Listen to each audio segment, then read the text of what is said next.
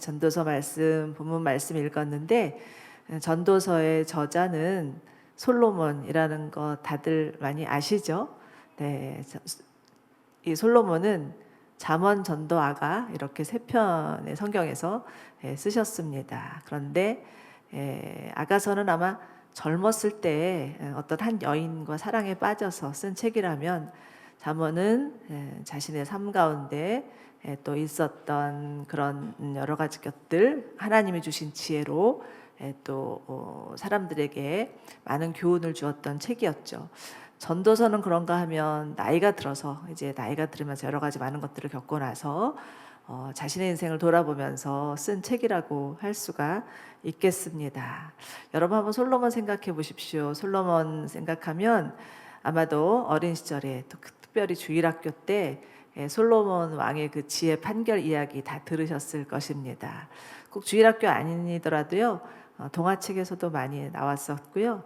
모든 사람들이 정말 나도 솔로몬처럼 되고 싶다 이렇게 생각도 하셨을 것이고 자녀를 가진 부모님이라면 우리 아이가 정말 솔로몬처럼 되었으면 좋겠다라는 생각들 많이 하셨을 것입니다. 솔로몬은 모든 부모님들의 로망이자 또 우리 자신들의 또 선망의 대상이었죠.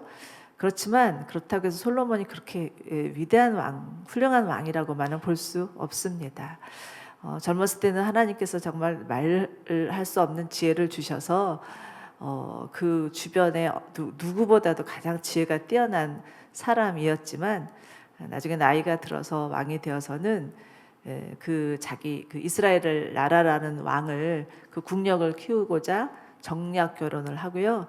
무려 왕비가 700명, 후에 첩은 300명 정도였다라고 성경에 기록되어 있습니다.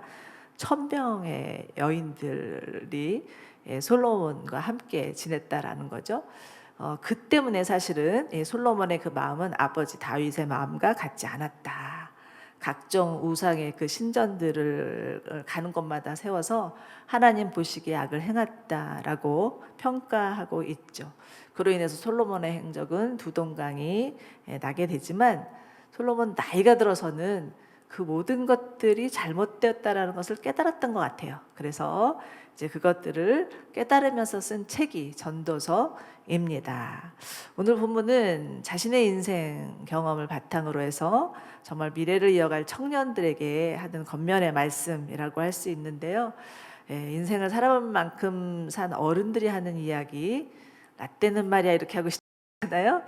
그렇게 시작하면 아마 좀 지루하기도 하고 길을 살짝 막고 싶기도 할 수도 있겠지만 참 또 삶의 경륜에서 우러난 그 견면들은 앞으로 우리 청년들이 살아가야 될 삶의 길잡이가 될 수 있을 것이라고 믿습니다. 네, 오늘 나이가 든 솔로몬이 젊은이들에게 하는 그 겉면의 말씀을 세 가지로 좀 축약해 볼 수가 있는데요. 첫 번째는 타인의 인생이 아닌 자신의 인생을 살라라는 것입니다. 9절 말씀 한번 보죠. 9절 말씀 보시면 청년이여 내 젊음을 즐거워하여라. 내 젊은 시절을 마음으로 기뻐하여라. 내 마음이 가는 대로 내 눈에 따라가거라. 다만 이 모든 것들에 하나님의 심판이 있을 것을 알아라 라고 말하고 있죠. 지금 솔로몬은 청년들에게 자신의 젊음을 누리고 자기 마음에 기뻐하는 것들을 하고 또 하고 싶은 거 눈에 보기에 좋은 것들을 행하라고 권면하는데 사실은 얼핏 이 말씀을 읽으면 잘 이해가 가지 않습니다. 우리가 그동안 배웠던 성경의 가르침하고는 좀 상반되는 거 아닌가라는 생각이 들죠. 그리스도인이라면 마음 가는 대로 살면 큰일 나는 거고 절제해야 되는 거고 특히 눈에 보이는 대로 살다가는 그건 죄 짓는 일이라 이렇게 생각하겠죠? 그렇게 배웠죠 우리가. 그러나 여기서 지금 말하는 것은 그렇게 인생을 제멋대로 살라라 라고 하는 말씀은 당연히 아니겠죠. 여러분 청년 그러면 떠오르는 단어가 무엇입니까? 여러분 청년이시죠? 청년 그러면 무엇이 제일 생각나시는 것 같아요? 한번 얘기해 보시겠어요? 자유. 자유 좋습니다. 자유. 또 한 분만 더? 네? 도전. 네, 좋습니다. 자유, 도전 그런 거죠. 꿈, 열정, 비전, 도전, 자유. 청년의 단어라고 할 수 있습니다. 청년의 시기에 꿈을 꾸고 무언가를 도전해보고 무언가 자기의 삶을 벗어나서 정말 자유롭게 살아보는 것, 그것은 청년의 전유물이라고 할 수 있습니다. 아주 오래된 시인데요. 청춘 예찬이라는 시에서는 이렇게 시작합니다. 청춘, 이는 듣기만 하여도 가슴이 설레는 말이다. 청춘, 너의 두 손을 가슴에 대고 물방울 같은 심장의 고동을 들어보라. 청춘의 피는 끓는다. 여러분, 여러분의 피가 끓고 있다고 생각하십니까? 네, 예. 참 정말 듣기만 해도 가슴이 벅차오르는 것 같지만 사실 얼마 전에는요, 가슴 아프게도 이런 책이 나왔어요. 이제 청춘 예찬의 시대는 끝났다. 이런 소설이 나왔더라고요. 그런데 그 소설의 내용인즉슨 지금 요즘 너무나 청년 실업이 심각하다 보니까 그 취업의 어려움을 겪고 있는 많은 청년들의 이야기들을 쓴 책이었습니다. 요즘 젊은이들을 연장된 청소년기라고 말하죠. 나이가 들어서 독립할 시기가 분명히 지났음에도 불구하고 어쩔 수 없이 부모님께 의존하여서 살아갈 수밖에 없는 캥거루족이 늘고 있다라고 말을 합니다. 청년의 로망이 정규직이라면서요, 또 구급 공무원이라면서요. 참 이런 소리를 들으면서 우리 청년들의 현실이 얼마나 척박한지를 잘 알 수 있는 것 같습니다. 얼마 전에 저도 청년 실업을 다룬 다큐를 보았는데 그것을 보니까 내가 아무리 열심히 공부를 하고 대학을 졸업을 해도 취직이 되지 않으니까 그런 상태에서 알바하면서 학자금을 갖고 있는 자신이 너무 한심하다는 그런 이야기들이 그 다큐에 있는 것을 보면서 너무 마음이 안타까웠습니다. 사실은 제 막내 아들도 미국에서 살다가 얼마 전에 코로나 때문에 들어오게 되었는데요. 직장을 구하려니까 정말 쉽지 않더라고요. 한 1년 넘게 또 어디 어플라이 하면 또 떨어지고 하다가 겨우 이제 1년 좀 넘어서 지금 직장을 얻었는데요. 그만큼 어려운 시대라는 거죠. 정말 청년이라면 꿈과 열정과 도전과 자유를 가지고 무엇인가 시도해보고 무엇인가 도전해 보아야 하는데 지금은 어쩔 수 없이 세상이 요구하는 다, 사회가 요구하는 다, 거기에 길들여져 갈 수밖에 없다라는 것이죠. 그것이 얼마나 우리를 슬프게 하는지 모릅니다. 그런데 여러분, 청년이 정말 꿈을 잃어버린다면 청년이라고 말할 수 없겠죠. 여러분, 꿈에는요 크게 세 가지 종류가 있습니다. 하나님의 꿈이 있고 사단이 주는 꿈이 있고요, 자신의 꿈이 있습니다. 물론 개꿈도 있어요. 그러니까 종류가 좀 다른 꿈이죠. 그런데 꿈에는 한 가지 법칙이 있는데 그 법칙은 무엇이냐면 큰 꿈이 작은 꿈을 잡아 먹는다는 것입니다. 자, 그렇다면 어느 꿈이 가장 크겠습니까? 네, 당연히죠. 당연히 하나님의 꿈이 가장 크겠죠. 그렇기 때문에 인간이 하나님의 꿈을 꾸기 시작하면 사단의 꿈을 이길 수 있지만 인간이 인간의 꿈만 꾸고 있다라면 그 사단에게 먹힐 수밖에 없다라는 것입니다. 그렇기 때문에 먹고 사는 일, 이것에만 전념한다면 인생의 노예로 전락할 수밖에 없다라는 거죠. 저는 32살에 온누리교회에 왔어요. 청년의 시기라고 할 수 있겠죠? 그렇지만 그때는 제 인생에서 가장 어두운 시기였다라고 생각이 듭니다. 졸지에 남편을 교통사고로 잃었어요. 그리고 어린 새 아들만 달랑 남아서 혼자 그 아이를 키워야 되는 시간이었거든요. 저에게는 참 미래도 없고 꿈도 없고 희망도 없고 남편을 잃은 슬픔이 채 가시기도 전에 어떻게 먹고 살아야 되지 하는 생각에 골몰할 수밖에 없었습니다. 그런데 제가 늘 주일마다 예배를 드리면서 지금은 돌아가셨지만 우리 하영주 목사님께서 늘 예배 때마다 수시로 꿈, 비전, 열정, 도전 이런 것에 대해서 말씀을 하시는 거예요. 처음엔 저는 그 말씀을 들으면서 나하고는 거리가 먼 이야기라고 생각하면서 아예 들을 생각도 하지 않았는데, 여러분, 믿음은 들음에서 난다고요? 자꾸 말씀을 듣고 있다 보니까 저도 모르는 사이에 하나님의 꿈이 꾸어지기 시작하는 거예요. 그러면서도 또 한편으로는 지금 내가 왜 이러지? 이런 생각이 들면서 내가 지금 내 현실이 너무 힘드니까 현실을 도피하려고 이렇게 하나님의 꿈이라고 착각하면서 꾸고 있는 거는 아닌가라는 그런 생각이 들 때가 있었습니다. 그런데 정말 시간이 지나면서 하나님이 저를 꿈꾸게 하셨고요.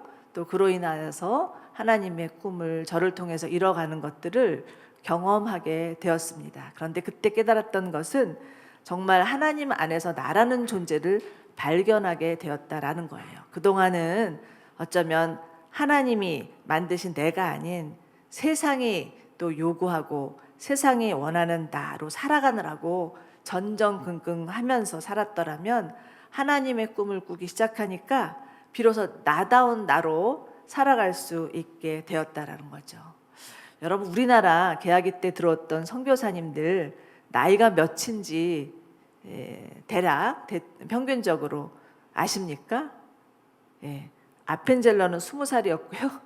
언더우드는 26살이었어요. 이들뿐만 아니었죠. 수많은 젊은이들이 하나님의 꿈을 꾸고 이 땅에 들어왔습니다.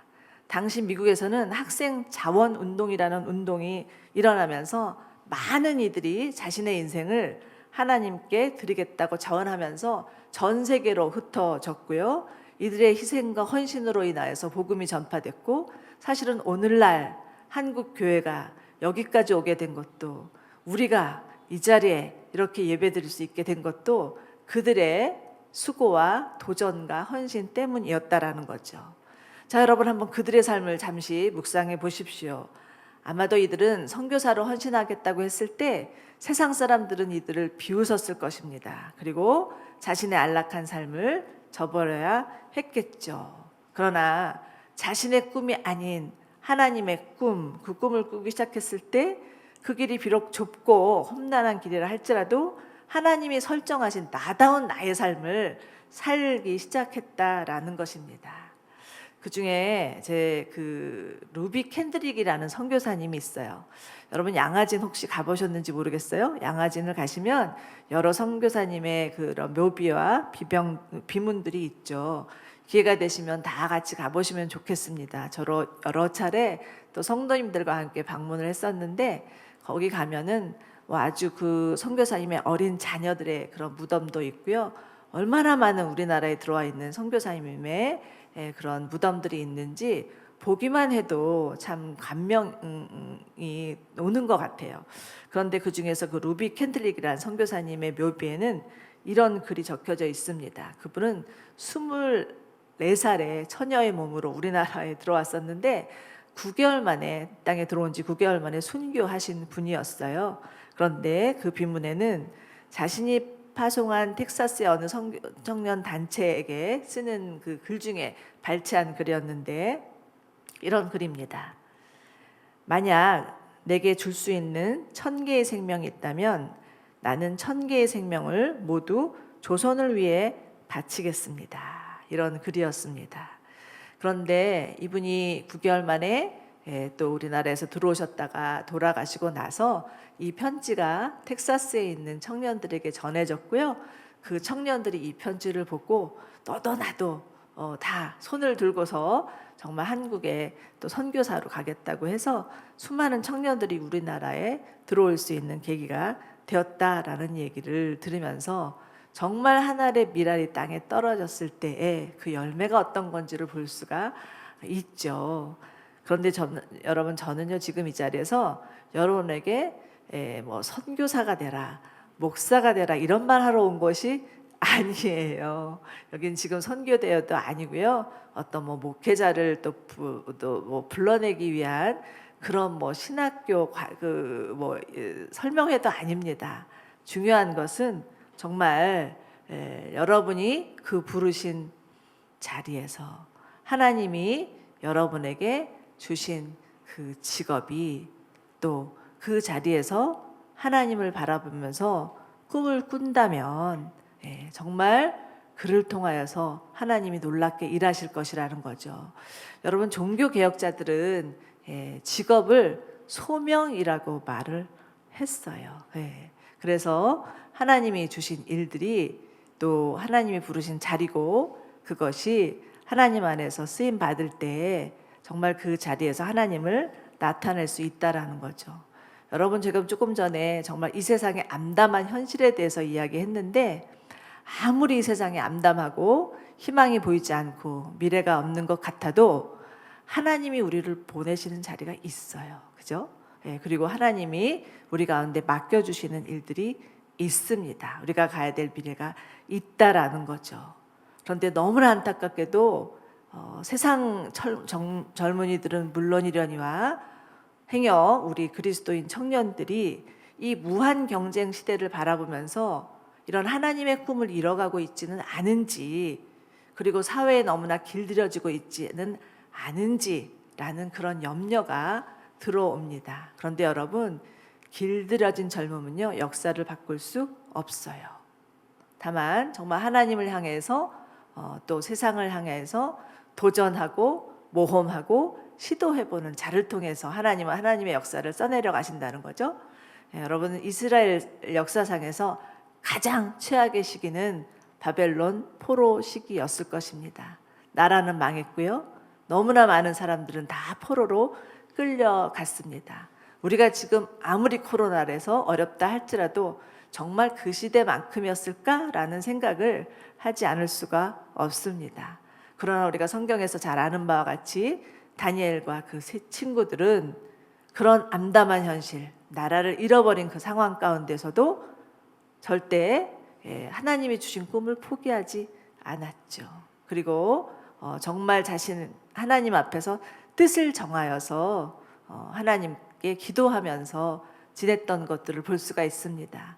절대 그 바벨론의 그런 문화와 그 시대적인 압박감 가운데 굴복하지 않았고 주저하지 않았죠. 그래서 결국은 다니엘이라는 사람은 나라가 바뀌어도, 정권이 바뀌어도 그를 통해서 하나님의 놀라운 역사를 써내려 갔다라는 것을 볼 수가 있습니다. 그런데 그 기준은 무엇이었어요? 하나님이 기준이었죠. 하나님의 말씀이 기준되는 삶이었습니다.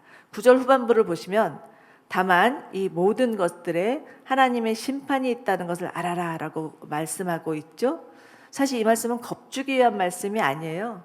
하나님의 말씀이 기준이 되는 삶을 살아라, 하나님의 말씀으로 마음의 경계를 삼아라 라고 말씀하시는 거죠. 사랑하는 여러분, 절대 꿈꾸는 것을 포기하지 마십시오. 사도행전에 마가의 다락방에 성령이 임하였을 때 하나님께서 그 요엘서의 말씀을 묵상하시면서 이렇게 말씀하세요. 젊은이들은 환상을 볼 것이고 늙은이들은 꿈을 꾸게 될 것이다, 이렇게 말씀을 하시죠. 저는 사실 그 말씀을 묵상하시면서 왜 늙은이들에게 꿈을 꾸게 될 것이라고 하셨을까라는 생각을 한 적이 있었습니다. 그런데 가만 보니까 저도 나이 들어 보니까 꿈꾸지 않아요. 이제는 살 만큼 살았다고 해서 꿈꾸지 않는 제 모습을 볼 수가 있습니다. 그냥 이 자리, 이것을 고수하고 싶은 마음밖에 없다라는 것을 보면서 이거 정말 위험하다라는 생각을 스스로에도 하고 있습니다. 여러분, 만약에 젊은인데, 나이는 젊은데 꿈꾸지 않는다면 늙은이라고 할 수 있어요. 그렇지만 나이가 들었어도 꿈꾼다면 청년이라고 할 수가 있겠죠. 여러분들, 하나님께서 여러분에게 주신 꿈은 무엇입니까? 만약에 여러분이 하나님이 주신 꿈을 잃어버리고 정말 이 땅에서 살아가는 수많은 젊은이들처럼 먹고 사는 일에만 연연하고 있다라면 그것은 여러분이 세상에 길들여진 자로 살아갈 수밖에 없어요. 그리고 그렇지만 정말 하나님이 주신 꿈을 꾸기 시작한다면 세상에 길들여진 자가 아니라 세상을 뛰어넘어 세상을 정복하는 그런 자로 살아갈 수 있다고 믿습니다. 아멘. 우리는 세상을 정복하고 세상을 향해서 도전하고 세상을 향해서 나아가는 자임을 꼭 기억하시기 바랍니다. 자, 두 번째는요. 상한 감정에 사로잡히지 않도록 주의하라입니다. 10절 말씀을 보시죠. 10절 말씀에서는 그러므로 내 마음에서 근심을 떨어내고 내 몸에서 악을 떨쳐라. 어린 시절과 젊은 시절은 허무한 것이다 라고 말할 수 있죠.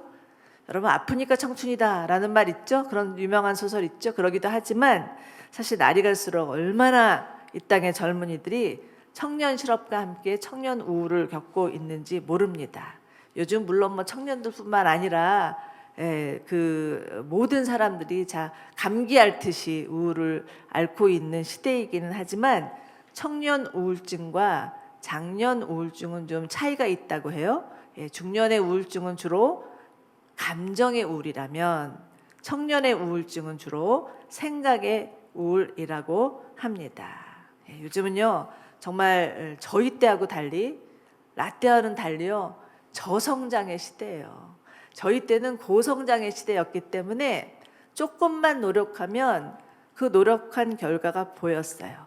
어디든지 취직할 수 있었고요. 무엇이든지 그 결과물이 보이던 시대였습니다. 그러나 지금은 달라요. 지금은 아무리 노력해도 그 결과가 나오지 않는 시대입니다. 그러니까 뭐 3포, 5포, 7포, M포까지 갔다면서요? 그런 말들이 나오는 거죠. 점점 스트레스는 더 쌓이고 생각이 머리가 복잡해질 수밖에 없습니다. 저희 사실은 막내 아들도 한 10년 정도 저랑 떨어져서 살다가 코로나 때문에 집에 돌아왔는데 같이 살아보니까 그동안 제가 생각하고 있던 아들이 아니었어요. 되게 착하고 고분고분 아이인 줄 알았는데 평소 같으면 그냥 쉽게 넘어갈 말을 무슨 조그만 소리만 해도 울컥하고 화내고 민감하게 반응하고 도대체 얘가 왜 이러지 싶어서 아무래도 안 되겠다 싶어서 신경정신과에 가서 심리검사 테스트를 받아보았습니다. 그랬더니 만성우울이 나오는 거예요. 만성우울이 나와서 선생님이 이제 엄마 불러오세요. 이제 제가 소환당했어요. 그래서 갔더니 그 선생님이 하시는 말씀이 이런 얘기를 하는 거예요. 이 만성우울은 오래됐다고. 그런데 이것을 치료하기 위해서는 옆에서 특히 믿음 좋다는 엄마가 뭐든 할 수 있어. 능치 못할 일이 없어. 이렇게 얘기하면 안 된다라는 거예요. 그러지 말고 기다려줘라. 자기도 아무리 하려고 해도 끌어올려지지 않는다라는 얘기를 하더라고요. 그러면서 옆에서 뭐든지 할 수 있다라고 말하는 사람이 있으면 치워버리세요. 이렇게 얘기를 하는 거예요.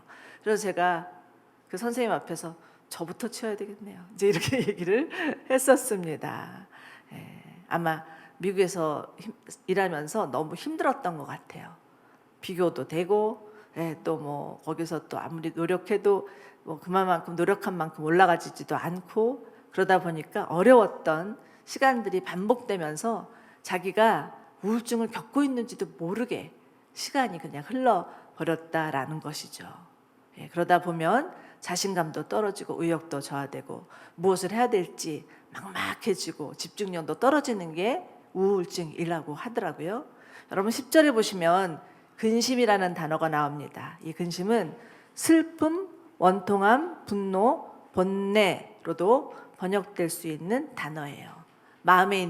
자신의 마음에 있는 상한 감정이라고도 말할 수 있겠죠. 사회가 갈수록 경쟁이 심해지고 가족이 해체되면서 자신의 마음을 쏟을 데가 없어지다 보니까 그 마음은 꾹꾹꾹꾹 눌려서 이 마음 깊은 곳으로 들어갈 수밖에 없고 그러다 보니까 그것이 때로는 화가 되고 슬픔이 되고 우울이 되어서 정서적인 병이 되어버릴 수 있다라는 것이죠. 여러분 물론 살다 보면 근심이 없는 사람이 어디 있겠고 화가 나지 않을 때가 어디 있겠고 또 낭망이 되지 않을 때가 어디 있겠습니까? 그러나 그 상한 감정에 사로잡힌다는 것은 그래서 그것이 병이 된다는 것은 주의해야 됩니다. 그러려면 어떻게 해야 될까요? 먼저는 내 상한 마음, 내 마음이 내 감정이 무엇인지를 스스로 알아차릴 필요가 있다라는 것입니다. 여러분, 감정은요, 영혼의 외침이라고 하죠. 감정은 제3의 귀다, 마음의 목소리다, 이런 얘기를 합니다. 자신의 감정이 지금 두려운 건지 불안한 건지 화가 나 있는 건지 이것을 좀 알아차릴 필요가 있다라는 거죠. 네. 스스로 파악할 필요가 있다라는 것입니다. 여러분, 감정에는요, 표면 감정과 이면 감정이 있어요. 겉으로는 막 화를 내고 있는데 사실은 그 마음에 슬픔이 있을 수 있고요. 또 겉으로는 막 두려운데 그 속에는 반대로 분노가 있을 수 있어요. 자신의 핵심 감정이 도대체 무엇인지를 아는 사람이 성숙한 사람이에요. 왜요? 그래야 내 감정을 알아차려야 남의 감정도 알아차릴 수 있어요. 여러분들, 우리 지금 청년부에 있는 여기 있는 분들은 아마 정말 하나님께서 앞으로 더 하나님의 나라의 리더로 쓰일 분들이라고 분명히 믿습니다. 제가 딱 보니까 그래요. 저도 이제 나이 많이 살아가고 보면 알거든요. 그런데 정말 그러기 위해서는 내 감정이 무엇인지를 알아차리는 것, 내 핵심 감정이 무엇인지를 아는 것들이 중요하다고 볼 수가 있습니다. 그런데 우리 그리스도인들은 대부분 어떻습니까? 우리 그리스도인들은 자기 안에 어떤 두려움이나 염려나 근심이 오면 그것은 부정적인 감정이라고 생각하고 믿음 없는 소치라고 생각하여서 도외시하는 경향들이 있죠. 믿음이 있는 사람인데 이런 생각을 하면 안 되지, 이런 감정을 가지면 안 되지라고 무시하는 경향들이 있어요. 그렇지만 성경에서는 무엇이라고 말씀하고 있습니까? 시편 51편에서는 하나님이 기뻐하시는 제사는 상한 심령이라. 하나님은 그 상하고 깨어진 마음을 멸시하지 않으신다라고 말씀을 하시죠. 그렇기 때문에 하나님께 우리의 마음을 쏟아내는 것은 너무나 중요합니다. 여러분, 근데 하나님께 자신의 마음을 솔직히 쏟아내고 있으면요, 왜 내가 지금 화를 내고 있는 건지, 왜 내가 지금 마음이 슬픈 건지 두려운 건지 알아차릴 수 있어요. 그리고 또 하나는 내가 정말 내 상한 감정을 하나님께 막 쏟아내고 나면요, 희한하게 그 감정의 끝에는 반대 감정이 오게 되어 있습니다. 감정의 카타르시스라고 하죠. 그래서 시편을 보면 얼마나 많은 시편의 저자들이 하나님께 막 탄식하고 소리치고 울고 난 뒤에 마지막 끝에는 항상 찬송으로 하는 것을 볼 수가 있어요. 왜요? 그만큼 감정의 흐름이 있었다라는 거예요. 자기 안에 하나님께 자신의 감정을 쏟아내고 회소했더니 하나님께서 주시는 그런 찬양과 기쁨의 감정이 올라왔더라는 거죠. 그렇기 때문에 하나님 앞에 마음을 쏟아내는 것은 자신의 감정으로 인해서 악이 되는 것을 금할 수 있다라는 것입니다. 요즘 들어서 보면 분노 조절 장애라는 정서적인 질병을 겪고 있는 사람들이 점점 늘어나고 있다라고 해요. 저도 사실은 목회 상담을 하다 보면 얼마 전에는 그 핸드폰 7개 깨먹고 와서 이건 도저히 나 안 되겠다 싶어갖고는 스스로 제 발로 찾아온 분이 있었어요.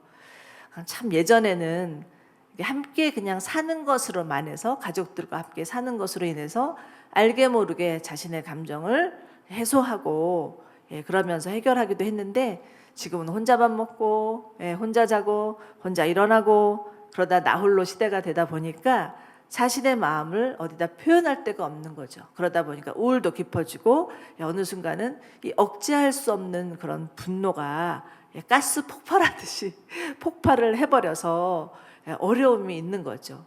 이 분노 조절 장애 때문에 고생하는 분들을 보면 사실은 제 가족 중에도 있어요. 저희 조카도 하나 지금 분노 조절 장애 때문에 너무 가족들이 고통을 당하고 있는데, 심지어는 너무 심하니까 때로는 경찰까지 불러야 될 정도로 심각한 경우들이 사실은 많이 있습니다.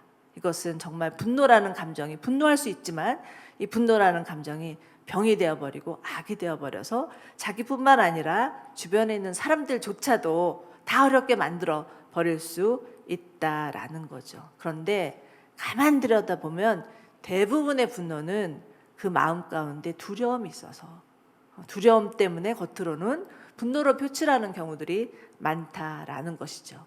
여러분 우리 디모데후서 1장 7절 함께 볼까요? 디모데후서 1장 7절 같이 읽어보도록 하겠습니다. 시작.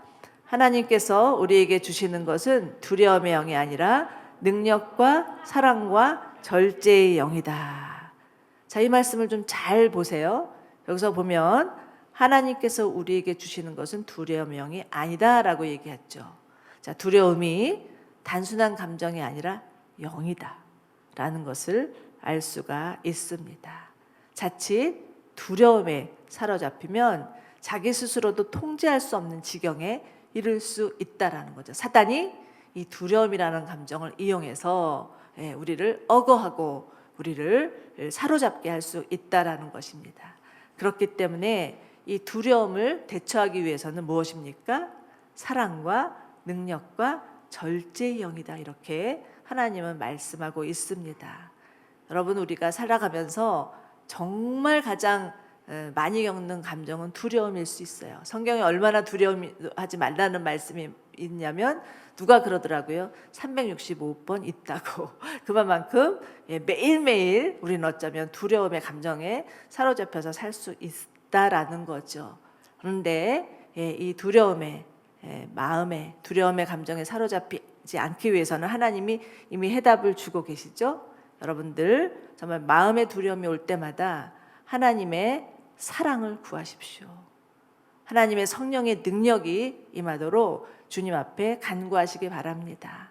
그리고 우리의 마음 가운데 성령의 열매가 맺히도록 성령님을 초청하시기 바랍니다. 그러할 때 성령께서 우리 가운데 임하시면 우리 안에 성령으로 충만하여져서 우리를 억어하고 우리를 사로잡게 하려고 하는 두려움으로부터 자유케 되는 은혜가 있을 것이라고 믿습니다. 그래야 우리 청년의 때를 하나님 앞에 온전히 드릴 수 있어요. 그래야 우리 청년의 시기를 낭비하지 않을 수 있어요. 자칫하면 이 상한 감정으로 말미암아서 우리 그 아름다운 청년의 때를 그냥 낭비하고 그냥 허비하면서 그렇게 지내는 자들이 얼마나 많은지 몰라요. 지금 이 자리에 있는 우리 청년들에게 하나님이 주시는 말씀입니다. 여러분 두려움이 있거든 하나님께 나아가 하나님의 사랑을 구하라. 내가 너희를 사랑한다. 내가 너에게 성령을 물붓듯이 부어주겠다. 이렇게 말씀하심을 믿으시기 바랍니다. 네. 자, 이제 세 번째는요. 삶의 주도권을 하나님 앞에 드리는 것입니다. 12장 1절과 2절을 보면 젊은 시절에 너는 내 창조자를 기억하여라. 고통의 날이 닥치기 전에 인생에 낙이 없다고 할 때 오기 전에 해와 달과 별들이 어두워지기 전에 비온 후에 다시 먹구름이 끼기 전에 그렇게 하여라. 이렇게 말씀을 하시죠. 여러분 하나님은 우리를 만드신 창조주이고 우리는 하나님의 피조물입니다. 여러분이 지금 이 자리에 있는 것도 하나님 덕분이고요. 여기까지 오게 된 것도 하나님의 은혜입니다. 우리의 뿌리는 하나님께 있습니다.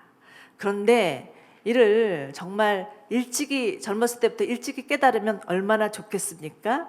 그러나 정말 오랫동안 교회를 다니고 또 예배를 드려도 자신의 그 삶이 하나님의 손안에 있다라는 것을 깨닫기 위해서는 경험이 필요한 것 같아요. 말로만이 아니라 자신의 삶 가운데 하나님이 역사하시는 경험을 통해서 많이 하나님 정말 창조주이시구나. 나는 하나님의 손안에 있구나 하는 것을 알게 된다라는 거죠.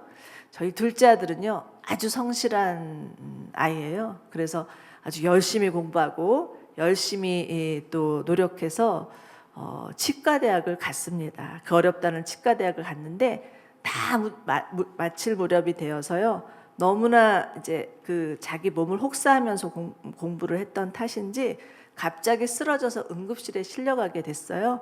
그러면서 검사를 다 해본 결과는 심낭염이었어요. 그 심장을 싸고 있는 막에 물이 차서 물이 차기 시작하면 갑자기 토하고 어지럽고 쓰러지고 일상생활을 못하게 되는 병이죠.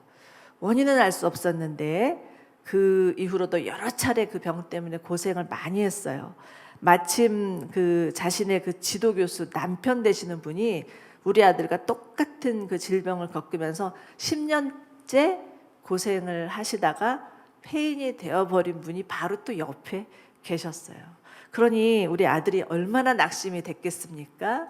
이게 계속해서 반복되니까 어쩔 수 없어서 이제 마침내 결국 수술을 하게 되었는데, 다시 발병이 되어서 수술실로 들어가면서 저희 아들이 울면서 저에게 엄마, 나는 정말 내가 하고 싶은 일이 있었어요. 나는 정말 치과 의사가 되어서 많은 사람들의 그 돕고 또 섬기고 싶었는데 이제는 그 내가 하고 싶은 일도 못하고 정상적인 삶도 살지 못할 것 같아요 하면서 수술실로 들어갔습니다. 그 말을 들으면서 가슴이 너무 미어지는 것 같았지만 제가 우리 아들한테 해준 그 말이 있었어요. 뭐라고 했냐면, 너와 지도 교수는 다른 게 두 가지가 있는데 첫 번째는 그 지도 교수는 나이가 많고 너는 젊다는 거다. 그리고 두 번째는 그 지도 교수는 믿음이 없고 너에게는 믿음이 있다는 거야. 이렇게 얘기를 해 주었습니다. 그리고 나서 이제 수술을 다 마치고 병실에서 누워 있으면서 우리 아들이 하는 말이 무엇이냐면, 엄마, 나는 정말 열심히 살면 내 인생 내가 주도하면서 사는 줄 알았어요. 그런데 아무리 내가 애를 써도 되지 않는 게 인생이라는 것을 깨달았어요. 정말 내 인생의 주인이 하나님이신 것을, 내 인생이 하나님의 손안에 있다라는 것을 이제 알았어요. 여태까지 신앙생활했고 여태까지 교회 다녔고 기도했지만 내가 그걸 몰랐어요 라고 그런 고백을 하더라고요. 여러분, 인생을 살다 보면 정말 생각지도 않은 어려운 일이 일어날 수 있습니다. 피해갈 수 없는 고통의 나날들이 있죠. 그런데 정말 이렇게 견디기 어려운 시련이 찾아올 때 반드시 기억해야 될 것은, 하나님은 우리를 만드신 분이라는 것입니다. 하나님 우리를 가장 잘 알고 계시고 내 체질도 내 기질도 내 배경도 다 알고 계셔서 우리를 인도하시고 우리를 이끌어 주시는 분이시라는 것입니다. 우리의 인생이 하나님의 손안에 있다라는 것을 기억하는 것입니다. 여기서 기억하라, 창조주를 기억하라 라는 말은요, 사실은 과거를 현재화하라는 거죠. 지난날 하나님께서 내 삶 가운데 어떻게 나를 돌보시고 이끄셨는지를 기억하라는 것인데, 참으로 신기한 것은요, 우리 안에 어려움이 닥치면 희한하게 하나님이 그 전에 행하셨던 그 모든 은혜와 사건들은 새까맣게 잊어버리고 앞이 캄캄한 거예요. 그렇기 때문에 하나님 우리를 연약함을 아시죠. 그러면서 너의 창조주 하나님을 기억하라 이렇게 말씀해 주십니다. 하나님은 우리의 문제보다 크신 하나님이시라는 거죠. 여러분, 우리의 인생은요, 정말 물론 짱짱한 해만 비치는 그런 밝은 날만 있기를 바라겠죠. 누구나 다. 그렇지 않은 사람이 어디 있겠습니까? 그렇지만 아프리카에 있는 사막이 점점 사막화되는 이유가 무엇인지 아세요? 그것은 한 번도 비가 내리지 않고 해만 비치니까 결국은 점점 숲은 사라지고 사막밖에 남지 않는 그런 사막화 현상이 지금도 일어나고 있다라는 것이죠. 우리 인생도 마찬가지라고 생각합니다. 우리 인생도 날마다 해만 비치는 그런 맑고 밝은 짱짱한 날만 있다라면 그로 인해서 우리의 영혼은 황폐화될 수 있어요. 사막화될 수 있어요. 그렇기 때문에 하나님께서 때로는 우리의 인생 가운데 폭풍도 주시고 눈보라도 주시고 비구름도 먹구름도 주시는 거죠. 왜요? 그로 인해서 우리의 인생이 황폐화되지 않고 하나님을 향하여서 정말 촉촉한 영혼이 되어서 하나님을 바라보고 하나님께 구하고 하나님과 함께 나아가기를 바라기 때문이라는 것이죠. 여러분, 지금 솔로몬은요, 자신의 그런 인생 경험을 바탕으로 백전노장이 되어서 앞으로 살아갈 청년들에게 세 가지를 권면하고 있습니다. 네, 정말 타인의 인생이 아닌 자신의 인생을 살라라는 거죠. 살아가다가 여러 가지 그 근심에 사로잡히거든 그것이 근심이 오거든 그것에 사로잡히지 않도록 주의하라라는 것입니다. 그리고 인생의 주인이 하나님이심을 기억하라고 권면하고 있습니다. 자, 여러분 오늘 말씀 가운데 여러분에게 주시는 하나님의 음성은 무엇입니까? 아마 각자가 다 다르실 것입니다. 무언가를 시도하기 위해서 하다가 두려움이 올 수도 있고요. 또 자신의 삶의 무게가 너무 버거워서 마음에 근심이 있을 수도 있고요. 또 열심히 노력했는데 좌절이 올 수도 있고요. 벽에 부딪히는 것 같은 그런 순간들이 여러분의 삶 가운데도 있을 수 있습니다. 그렇지만 창조주 하나님을 기억하시기 바랍니다. 그 창조주 하나님은 여러분의 아버지세요. 여러분을 가장 잘 아시고 여러분을 만드셨고 여러분을 이끌어 가실 분이신 것을 기억하시기 바랍니다. 하나님은 환난 날의 도움이세요. 하나님은 우리의 인생을 이끌어 주시고 인도하여 주시는 가장 좋으신 아버지이심을 믿으시기 바랍니다.